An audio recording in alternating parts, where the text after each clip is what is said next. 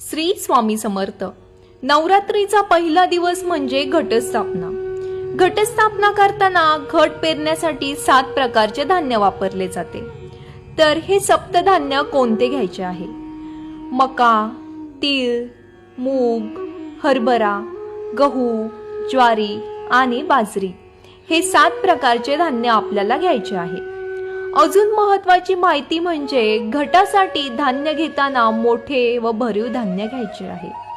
कधीही सुकलेले कोमजलेले धान्य घेऊ नका आणि सुपामध्ये हे धान्य आपल्याला निवडून घ्यायचे आहे। जर निवडता येत नसेल तर एका वाटीमध्ये पाणी घेऊन त्यामध्ये धान्य टाकावे।